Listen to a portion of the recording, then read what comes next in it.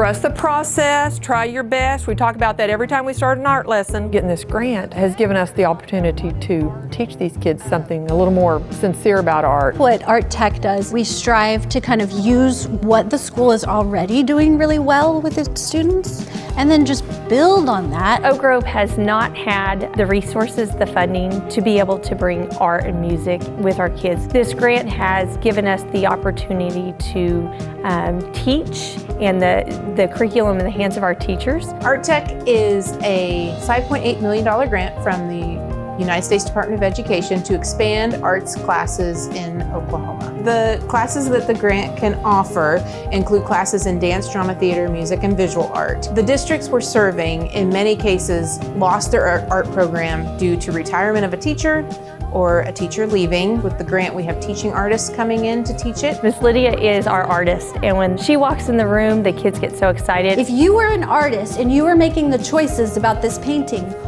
what might you do next? When you have arts education and consistent exposure to those ideas, then your brain gets really good at being flexible and coming up, with creative solutions. She taught me that you don't have to be perfect, and now I hate perfection because that just ruins my art piece.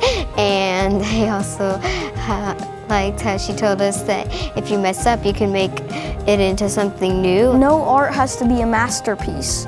It's good just the way it is. It's fine to have perfection, but those little details are what you need. Understanding the arts teaches students so much more than just the art form. They'll be taking those creativity skills, those collaboration skills, the community building into other things that they do in their life. The experience has been wonderful. When I get to visit my schools, it's just like a window into a whole new world for me. Now that they've all had a little bit of taste of it, they're talking about, what can we do next?